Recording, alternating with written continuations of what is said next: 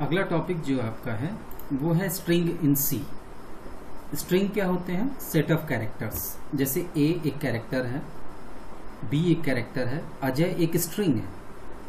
String पढ़ना तो string से पहले हम ये समझ लें कि कैरेक्टर को अगर इनपुट कराना हो तो कैसे इनपुट कराएंगे। जैसे कि सामान्य सा प्रोग्राम एक इंटीजर नंबर को इनपुट ले रहा है और उसको प्रिंट कर रहा है। ए के अंदर ए वेरिएबल है, उसके अंदर वैल्यू इनपुट करा रहा है और उसी को प्रिंट कर दे रहा है।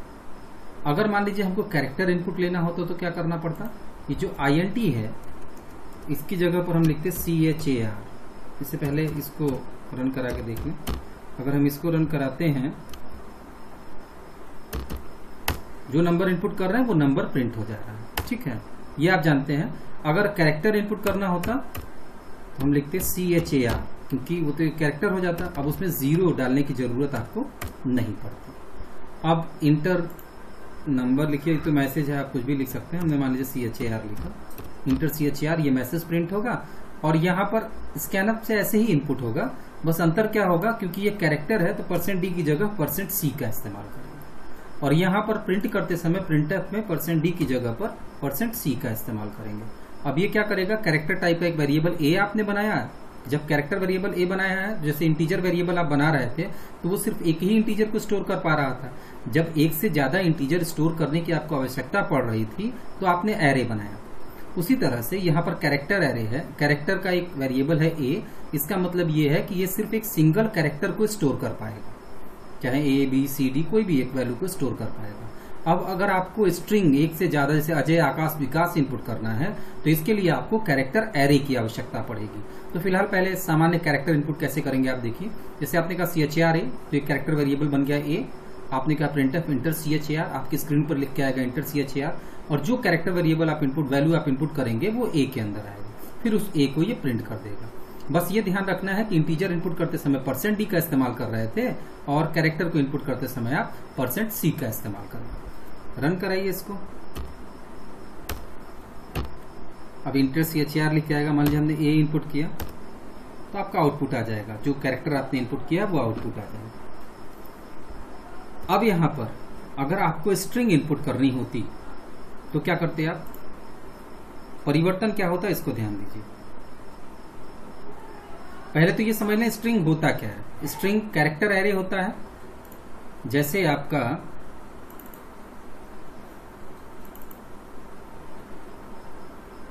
एक सामान्य वेरिएबल में, जैसे आप ये एरे मान लीजिए 5 डिफाइन किया आपने, कैरेक्टर एरे है।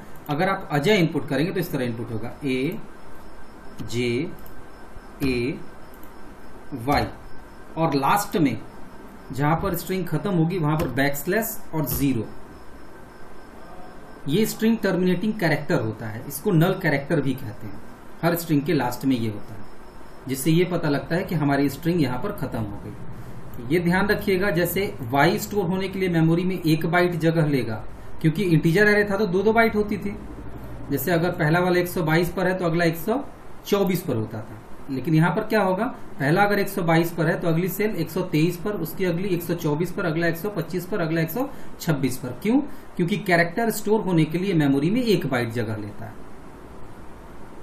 अब यहां पर क्या है, ये \0 से टर्मिनेट होगा और जैसे A मेमोरी में स्टोर होने के लिए 1 बाइट जगह लेता है, उसी तरह \0 भी मेमोरी में स्टोर होने के लिए 1 बाइट ही जगह लेगा। इससे कंफ्यूज मत होइएगा कि बैकस्लैश भी है और 0 है तो ये 2 बाइट लेगा। ये 1 बाइट ही लेगा, ये कैरेक्टर कांस्टेंट ही है \0। जैसे \n है आपका, उसी तरह \0। अब ये जो \0 है ये 0 से अलग है। \0 जो \0 का ASCII कोड होता है वो 0 होता है, जबकि 0 का ASCII कोड 48 होता है। तो इन दोनों में अंतर है, \0 और 0 अलग अलग चीजें हैं। और C में जब आप स्ट्रिंग इनपुट करते हैं तो वो टर्मिनेट होती है \0 से, यहां पर खत्म होती है। जब आप जैसे अजय आपने इनपुट किया तो अजय, और लास्ट में जहां पर स्ट्रिंग खत्म होगी उसके अगले सेल में \0 आ जाएगा। अब स्ट्रिंग के अंदर इनपुट करने के लिए जैसे CHAR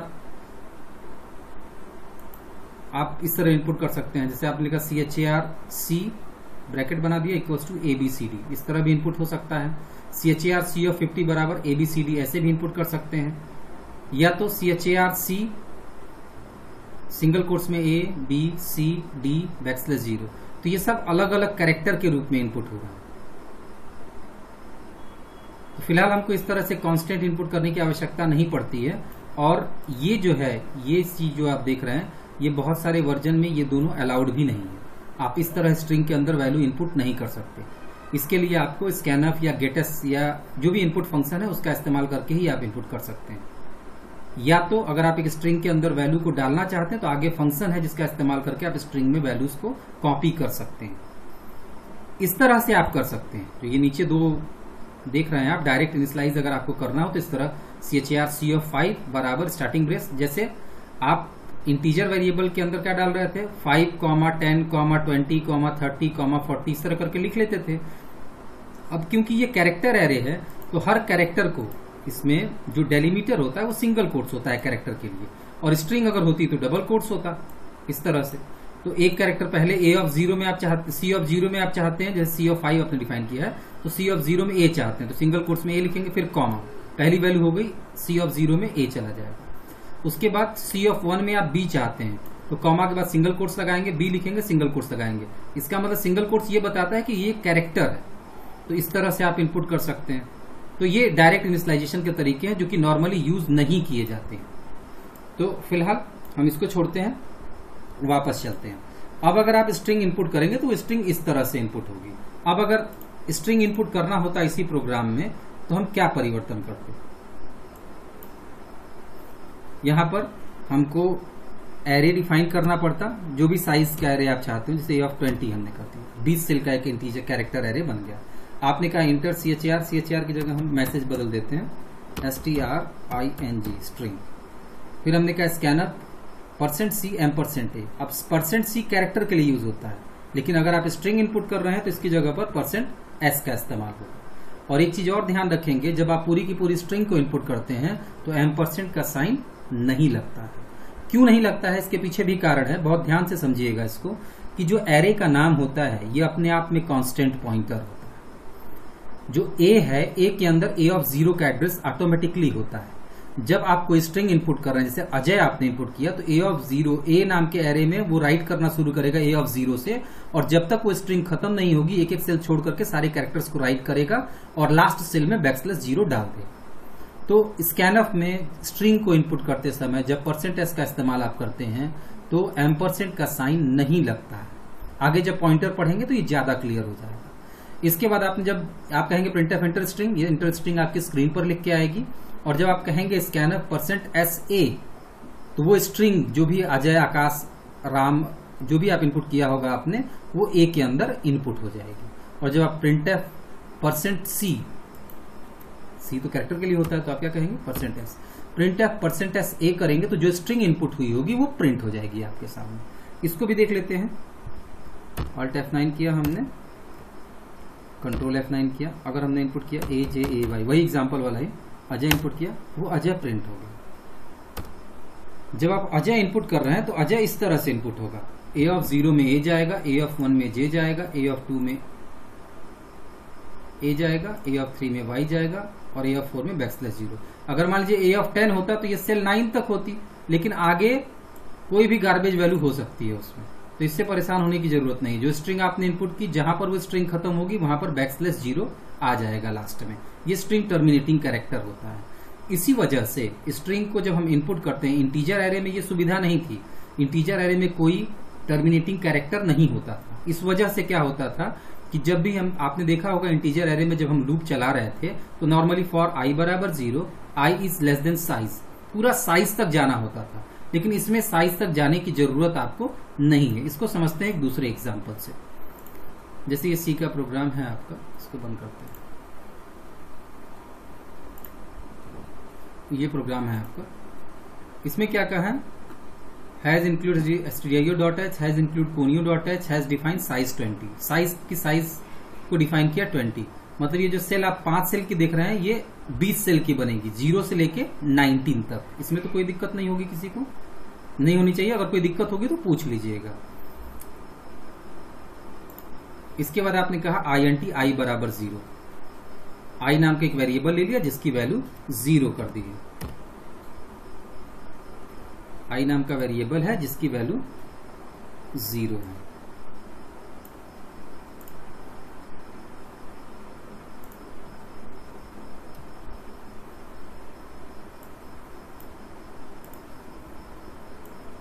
थोड़ा बड़ी कर लेते हैं ताकि दिखाई दे आप लोगों को।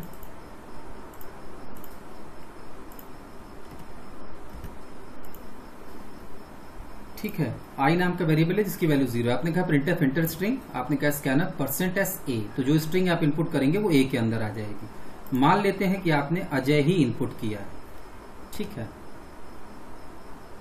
अब इसके बाद कैरेक्टर बाय कैरेक्टर आपकी स्क्रीन पर लिख के आएगा \n you have inputted, line change करेगा और यू हैव इनपुटेड का मैसेज प्रिंट करेगा। उसके बाद देखिए कैरेक्टर बाय कैरेक्टर सबको निकाला है, जिससे कि आपको समझ में आया कि एक स्ट्रिंग से कैरेक्टर्स को कैसे निकालेंगे अलग अलग। आपने कहा for i equals to 0, i की वैल्यू 0 है, a ऑफ i जब तक \0 के not equals to \0, a of i जब तक \0 के बराबर नहीं है तब तक ये लूप चलेगा। तो a ऑफ 0 क्या \0 के बराबर है? नहीं है, क्योंकि उसमें a है। तो आप नीचे जाएंगे printf %c a of i, a of i की वैल्यू को प्रिंट करिए। a ऑफ i की वैल्यू को प्रिंट करेंगे तो क्या प्रिंट होगा? a ऑफ 0 की वैल्यू, a ऑफ 0 में क्या है? a, ये प्रिंट हो जाएगा। फिर आप यहां से ऊपर गए i बराबर i+1 करेंगे तो i की वैल्यू क्या हो जाएगी? 1। फिर आपने चेक किया a ऑफ i मतलब a of 1 is not equals to \0, a of 1 क्या \0 के बराबर नहीं है, तो a ऑफ 1 में j है, \0 तो है नहीं, तो \0 के बराबर नहीं है। तो आप फिर नीचे जाएंगे printf %c a of i। देखिए यहां पर एक कैरेक्टर को प्रिंट करना है इसलिए %c लिखा गया है। printf %c a of i की वैल्यू को प्रिंट करिए। तो a ऑफ i की वैल्यू क्या है? a ऑफ 1 की वैल्यू j है, वो प्रिंट हो जाएगी। फिर आप यहां से ऊपर गए i++ करेंगे, i की वैल्यू क्या हो जाएगी? 1 से 2 हो जाएगी। फिर आप चेक करेंगे a of i is not equals to \0, a of 2 क्या \0 के बराबर नहीं है, तो a ऑफ 2 \0 के बराबर नहीं है, उसमें a है, तो कंडीशन सही है। तो आप नीचे जाएंगे printf %c a of i, a of 2 को प्रिंट करिए। a ऑफ 2 के अंदर वैल्यू क्या है? a, ये प्रिंट हो जाएगी आपकी। फिर आप यहां से ऊपर गए i++ करेंगे तो i की वैल्यू क्या हो जाएगी? 2 से 3 हो जाएगी। फिर आपने चेक किया a of 3 is not equals to \0, a of 3 क्या \0 के बराबर नहीं है, तो a ऑफ 3 \0 के बराबर नहीं है, y है, तो कंडीशन सही है आपकी। तो नीचे जाएंगे printf %c a of i की वैल्यू को, a ऑफ 3 की वैल्यू को प्रिंट करिए, तो y आपका प्रिंट हो गया। फिर आप यहां गए i++ करेंगे तो i की वैल्यू क्या हो जाएगी? 4। आपने चेक किया a of i is not equals to \0, a of 4 क्या \0 के बराबर नहीं है, तो a ऑफ 4 \0 के बराबर है, कंडीशन गलत हो गई आपकी। जब कंडीशन गलत होगी तो ये लूप टर्मिनेट होगा, गेट ch, प्रोग्राम खत्म हो जाएगा। जब प्रोग्राम खत्म होगा तो आपने जो स्ट्रिंग इनपुट की थी वो स्ट्रिंग आपके सामने प्रिंट हो जाएगी। अब आप कैरेक्टर बाय कैरेक्टर एक इनपुट की गई स्ट्रिंग से निकाल सकते हैं। तो निकाल सकते हैं तो आप लेंथ भी काउंट कर सकते हैं, और कैरेक्टर पर जितने भी काम हो, लोअर केस को अपर केस में बदलना, और भी बहुत सारे फॉर्मेटिंग के प्रोग्राम होते हैं जो कि आप स्ट्रिंग पर बना सकते हैं। तो इसको समझिएगा अच्छी तरह से और एक प्रोग्राम आप बनाइएगा खुद से कोशिश करिएगा बनाने की। Write a program to print length of inputted string.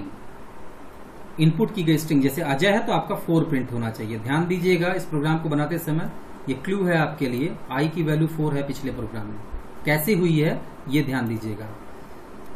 अब देखिए यहां पर जैसे हमने आपको बताया था, ये अगर 121 मेमोरी लोकेशन पर है तो अगला जो है वो निश्चित रूप से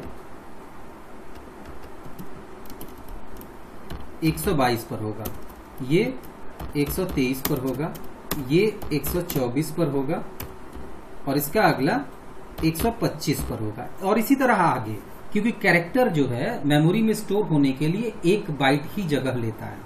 और एरे की ये विशेषता है कि ये कंसेक्यूटिव मेमोरी, जो कंटिन्यूअस मेमोरी लोकेशन में डेटा को स्टोर करता है। मतलब एक एलिमेंट अगर इसका 121 मेमोरी लोकेशन पर है तो अगला 122 पर होगा, बशर्ते वो कैरेक्टर्स हैं।